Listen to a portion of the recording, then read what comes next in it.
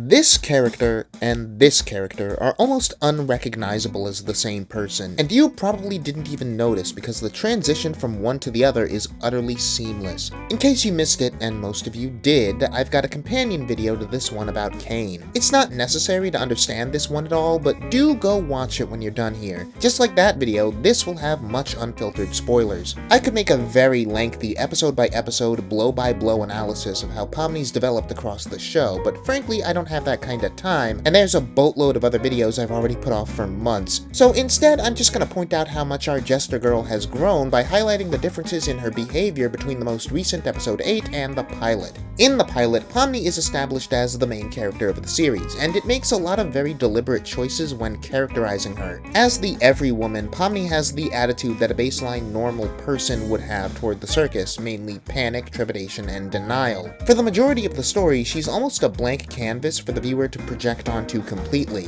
But then about halfway through the episode, an abstracted Kaufmo appears, the stakes of the narrative rise, and Pomni does something very important.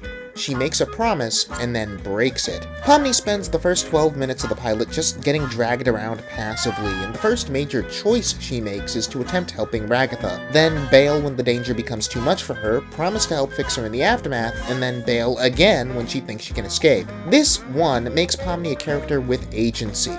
Makes her someone who can and will make choices and not just react to things. And two, it tells us that Pomni has a character flaw. Anyone in Pomni's shoes would react to being stuck in the circus or encountering abstraction the way she does. And she's in enough of a state of shock that we can't really judge her for being jumpy or unaccepting of her circumstances. But having enough of her wits about her that she can make a promise to help someone in pain, then go back on that promise, that is a specific character weakness that tells us Pomni can be selfish, maybe even genuinely cowardly. It's a totally rational choice on her part, granted, but as a writing decision, it communicates something meaningful about the ways Pomni needs to grow for her sake and the sake of those around her.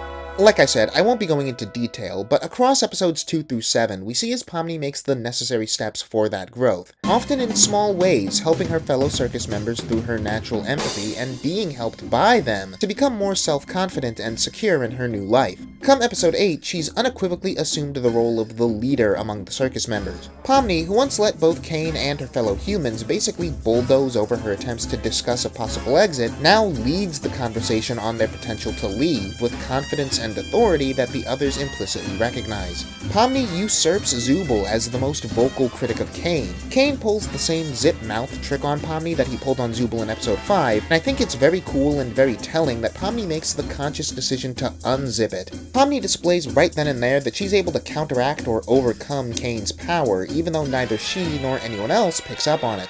After the song sequence, Pomni is the one who literally leads the pack, trudging back into the circus from Cain's newer, crazier adventures pretty much unscathed. Pomni makes the active choice to awaken Kinger's sanity and delegates duties for the plan to reset Cain. When she goes off to find the computer interface, the parallels between episode 8 and the pilot become very explicit, and it shows us just how much Pomni has changed. Moving again with confidence and purpose, and looking into her reflection with acceptance rather than shock. Pomni in the pilot most likely conjured the exit door by total accident, as an act of panic and cowardice. This second time around, she conjures it calmly, with intent, as a woman on a mission. Pomni successfully rage baits Cain with an accurate read of his insecurities, riling up the other circus members to rally behind her. When faced with some of the most horrifying imagery in the show so far, this time directed at her with genuine malice behind it, Pomni looks it all straight on, unflinching, even while all of her friends are sufficiently cowed and intimidated by Cain's torture. The main action of episode 8 is basically just one long showcase for how much more confident, proactive, and secure Pomni has become, and in being so, it elevates all of the previous episodes, but especially the pilot, as points on the journey to get us here. I think that's pretty sick. No matter what form episode 9 takes, I think it's a certainty that the other circus members will be consciously leaning on Pomni to lead them into their new future. How do you feel about Pomni's character growth? Did it stick out to you the way it did me, or did you not realize till this video just how much she changed? Once again, if you want to hear me talk more about this show, check out my recent video on Cain, and also give a listen to the podcast type thing that I did about Kingdom Hearts box art. Anyway, peace out, and I'll see you for more Doctor Who or something.